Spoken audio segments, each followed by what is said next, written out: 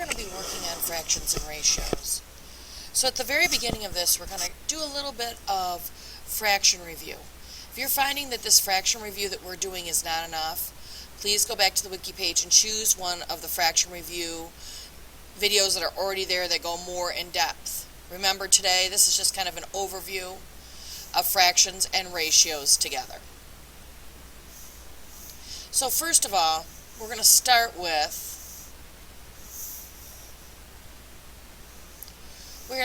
dividing if possible.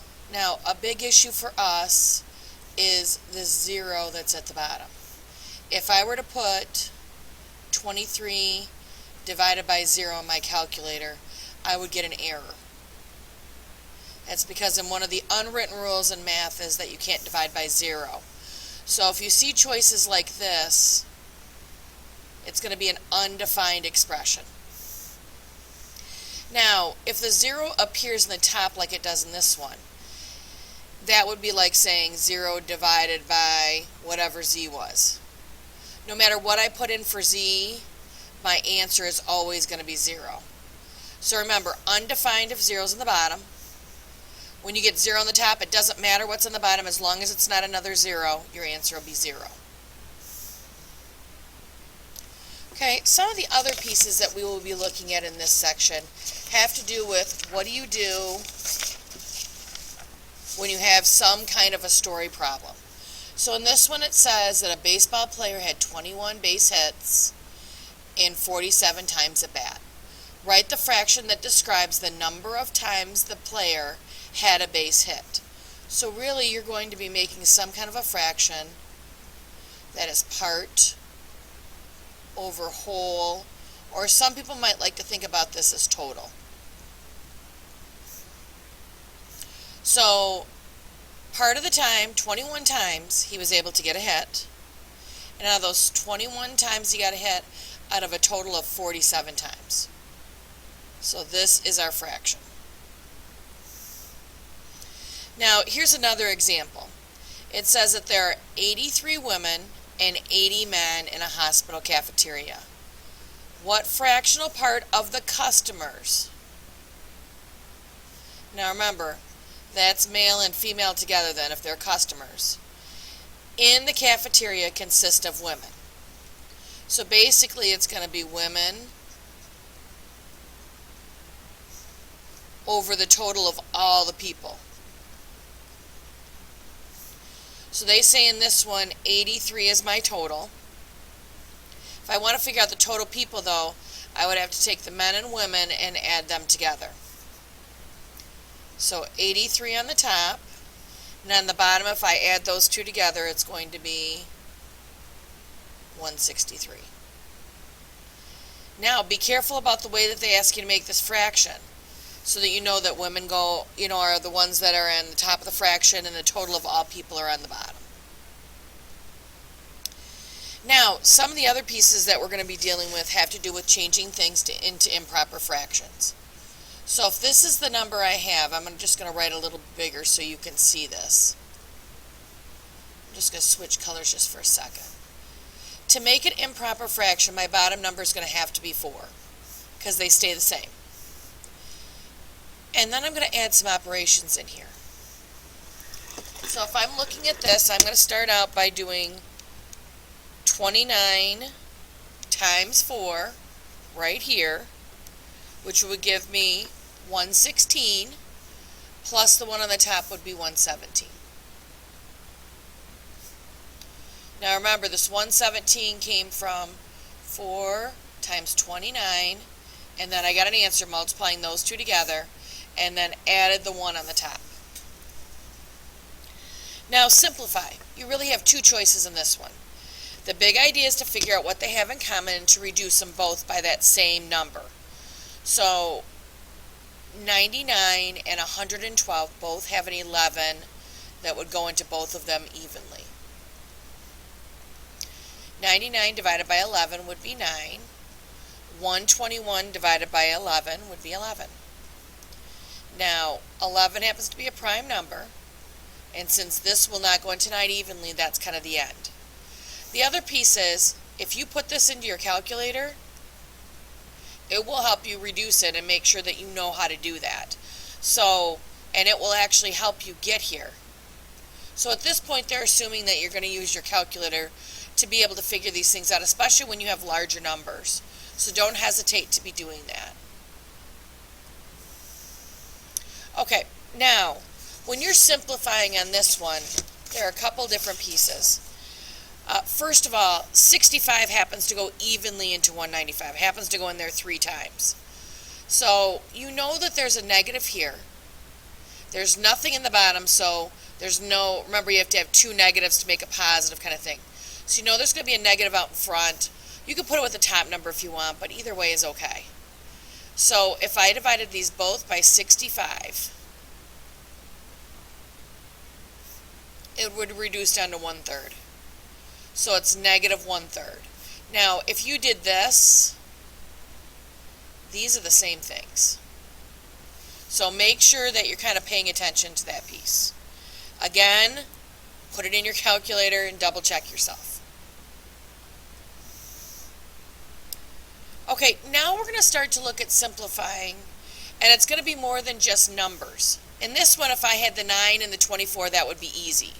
I would say, okay, 3 goes into 9 3 times, and 3 goes into 24 8 times. Our issue is the numbers are all reduced here. But remember, the letters play the same kind of role. If I have an A here and an A here, those are going to cancel each other out because they're identical. So you're going to be left with 3 8s. Okay, so in this one, before I even started, I can see that there's one Y on the top and bottom. Those will cancel. I can't do anything with this X because it's the only X that's there. So I would leave that on the bottom. And then 21 and 63 both have a 21 that goes into them. Goes into here 1 time. It goes into here 3. So it'll end up being 1/3. And then that X will be part of what's in the bottom.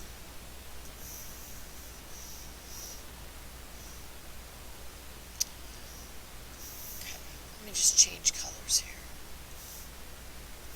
Okay, so if I start to look at these, there's a P here and a P squared there. So just for a minute, I want you to imagine that it looks like this. If it's P squared, that means there's 2 of them. Now, if I had P to the 7th, I don't know that I'd want to go through and actually, write it out like this. But this makes it easy to see that those will cancel. And I'll be left with P in the bottom. Then if I look at 24 and 32, I can see that an 8 would go into both of them. Into here 3 times and into here 4. So it'll be 3/4, and then that P's in the bottom. A lot of times students will look at this and they'll say, okay, that's P squared. There's 2 here and there's 1 there. I can tell there's going to have to be something left over here because my exponent is higher. So don't be afraid to kind of use that argument when you're going through to make sure you're kind of on the right track. Okay, same thing down here. I'm just going to rewrite it. And I'm going to take that B squared and do B over B. Now, you don't have to write it out like this. I'm just trying to give you an idea to use so it's easy to see the canceling. The 6 and the 14 would both have a 2 in common. 14 divided by 2 would be 7. 6 divided by 2 would be 3. So really that negative is still on top, so negative 3. And on the bottom it's going to be 7b. Now remember, just like we talked about before, I could move the negative out in front and both of those would be the same answer.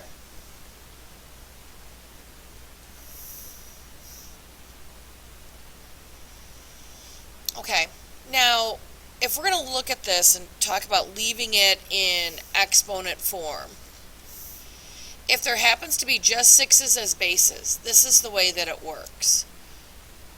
To be able to simplify these, if the bases are the same and you are dividing, then you're going to subtract those exponents. Now, this kind of looks funny because do you see how you're left with a negative 1? And so really what that means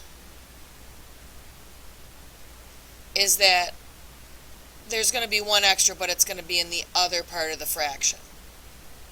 So something like this.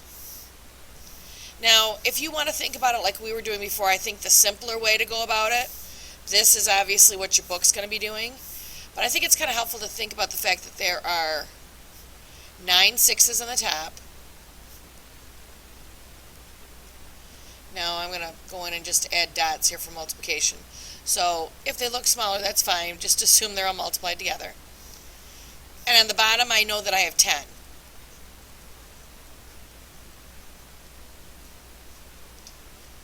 Seven, 8, 9, 10.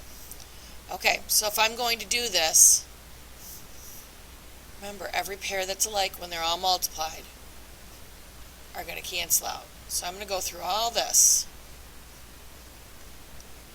and I'm going to be left with 1 on the bottom.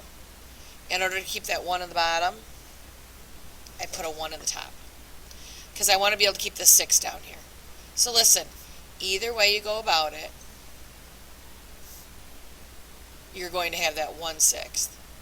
Now, I could do 6 to the first power on the bottom, but that doesn't really matter. Now, your book's going to talk about this. Realize you can use this expanded notation and deal with it that way. In this one, this is a base of z, and that's a base of y. They don't have anything in common. So that's going to be all you can really do with this one. Okay, now, on this one, you have z to the 7ths for both of them. They're identical. So this would be like having 5 over 5, which is going to reduce down to 1. Okay, now, when you have a lot of things that are in your problem that are here, I just want to show you a little bit about what I do. Do realize that this does say leave in exponent form. So I know that there's probably going to be a fraction. So I look at these two a values. So if we look at the a values, we're going to see we have a difference of 2. So if I take away 2, or if I take away 3 from 5, I'm going to be left with a regular 2, right? So because a to the 5th is on the top, I know my extra 2's are going to be on the top. Okay, my a to the 2. If I have 2 to the 2nd and 2 to the 9th, I can see there's a difference of 7. And when they went to cancel, the 7 will be left in the bottom, because that's where the 9 is. So it's going to be 2 to the 9th. Now, if you need to go through and actually write it out so it makes sense, you can start to see the pattern. When they cancel out, that number's left on the top where the bigger value was. I don't care what you do as long as you can follow your answer. I will tell you it may get more complicated when you're looking at things later on, but it will still work. Okay, so in this one I'm going to start with my number first. Remember, still in exponential form. So 15 and 25 both have 5's in common. So it will go into here 5 times and into here 3. So I know 3/5 is going to be my piece. Now, the one thing that I want you to look at here is that when there is no exponent on this x, you have to assume that it's 1. Just like we assume when there's a variable, if there's not a number in front, that it's a 1. So if I look at these, 5 minus 1 is 4. The 4 would be left where the bigger one is. So x to the 4th would be up here. If I look at these, the y values, there's 9 here and 8. So the difference between those is 1 when all the canceling is said and done. And that 1 would be left where the bigger number is. So if I want to write that, I can. Most of the time, guys, you're going to see your answer probably written like this, because they assume that exponent of 1 is there whether you write it or not. Okay, now let's talk a little bit about what this means here, because some people get confused by the parenthesis on the outside. So this parenthesis with this 5 out here means I'm going to take what's in here and multiply it by itself 5 times. So 1,